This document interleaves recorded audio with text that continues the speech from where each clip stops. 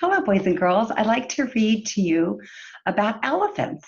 And this is taken from Read and Wonder Big Animals. There are two kinds of living elephants. The elephants that you're going to hear about in this story are African elephants. The other kind are Asian elephants, which live in South and Southeast Asia. And this story is called Grandma Elephant's in Charge. Most elephants live in families, and most elephant families are big, just like elephants. Look at that beautiful illustration.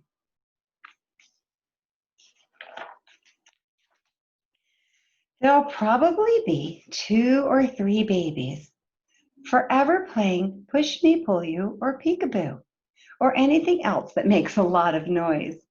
And each of the babies might have an older brother or sister handy for playing King of the Mountain on. Elephant babies are very playful. You see them pictured here.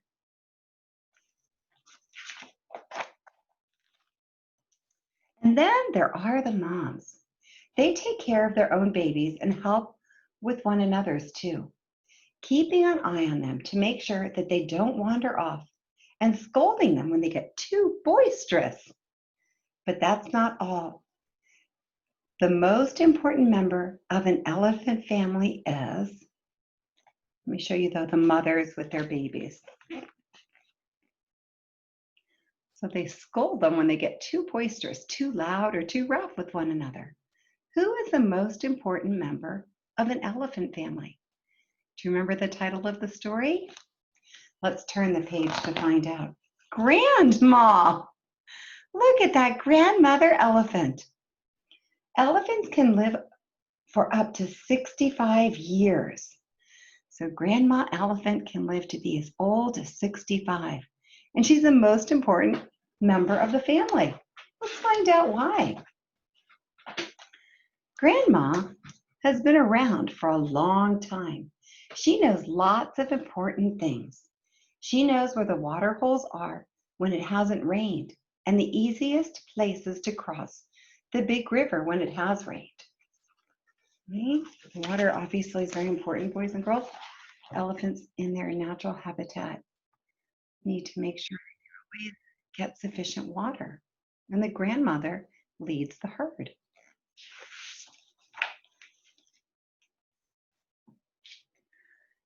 She knows where to find the juiciest melons and knows the best path up the cliff to the salt lick.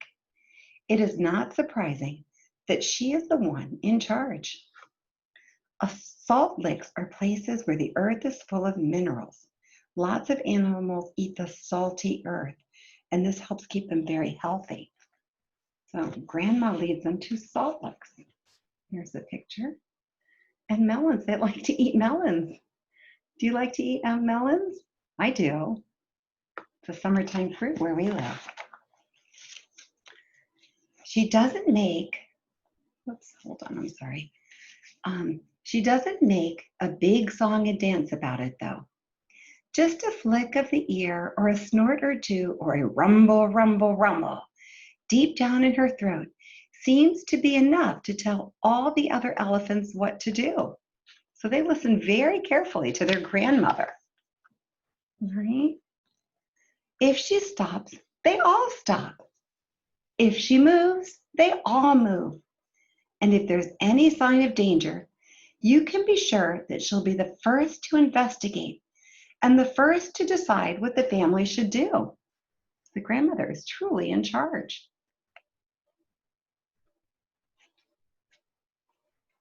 They might, if there's danger, they might all run away, or they might take a stand. They might stand very, very, very still. Remember, they follow what the grandmother elephant does. Or Grandma might charge. If she charges with her head up and ears flapping, waving her trunk, and making a great hullabaloo, then she's probably bluffing. She's just playing. But if her head is down, her trunk's tucked under, and she's not making any noise, then she means business. In that case, whoever it is that has annoyed her had better watch out. A charging elephant, boys and girls, can run 25 miles an hour. That is faster than the fastest person on earth can run. A charging elephant is dangerous. And once all the commotion is over, everyone can settle back down to feeding and snoozing and messing around, knowing that grandma has sorted things out again. See, if a grandmother charges afterwards, they all feel very safe. And the little ones go back to playing. So, if you're an elephant, there's one thing you should never forget. Wherever you are and whatever you're doing, grandma's in charge. And here's an illustration, right, of a baby elephant following closely behind his grandmother, because he knows the grandmother will protect and keep him safe.